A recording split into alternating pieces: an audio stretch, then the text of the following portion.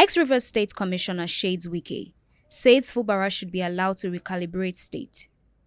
A former commissioner for information in Rivers State, Austin Tam George, has accused the minister of the Federal Capital Territory, Nyesom Wike, of plotting to destabilize the state. You're welcome to Naija Anchor News. I am Abigail. Tensions continue to rise in Rivers State as former governor Nyesom Wike and current governor Siminalayi Fubara remain at odds, sparking controversy ahead of the local government elections. The friction between the two leaders has gained attention over the last few months, with many concerned about the stability of the oil-rich state. The dispute began last year and shows no signs of resolution. Former Rivers State Commissioner for Information, Austin Tam George, has accused Wike for plotting to destabilize the state. Tam George, who served under Wike's administration, expressed disappointment in Wike's alleged role in undermining Fubara's efforts to govern the state. He urged Wike to focus on his new role as Minister of the Federal Capital Territory, rather than interfering in Rivers politics.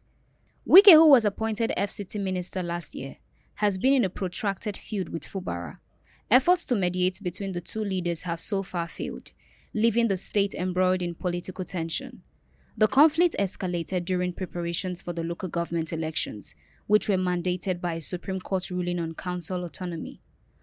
Governor Fubara, determined to organize the polls, accused certain individuals of trying to sabotage his efforts. Despite these challenges, the elections were conducted last weekend. However, Tam George criticized the handling of the situation, particularly the lack of adequate security provided by the police during the election process. Tam George urged Wike to leave Rivers State politics behind and focus on his responsibilities in Abuja. He emphasized that Wike has an important mandate in the FCT, where challenges like poor public schools demand urgent attention. He called on Wike to step aside and let Fubara effectively govern Rivers State, stating that the people of Rivers would resist any further attempt to destabilize the region. It's disappointing to see such intense political rivalry between Wike and Fubara, especially when the stability of Rivers State is at stake. It's okay for Wike to voice his concerns, but then it's not advisable to keep intruding in the affairs of Fubara. Yes, we all know he was once the governor of Rivers State, but he's not any longer. There are better things to channel his energy to than this. Our leaders should prioritize progress and collaboration rather than conflicts all the time. Let's quickly take a few comments before we round up. Our first comment is coming from Asiwaju Adedeji.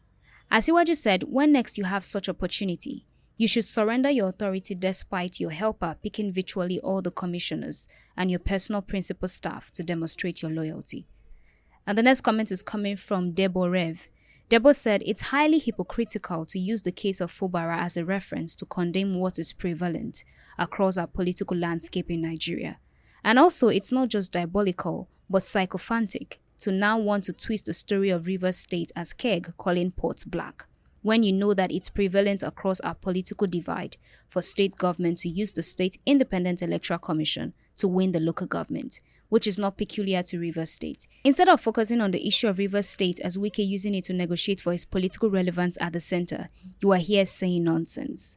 That's all the comments we can take for now. Please do drop your comments in the comment section and keep watching Naija Anchor News for more news updates.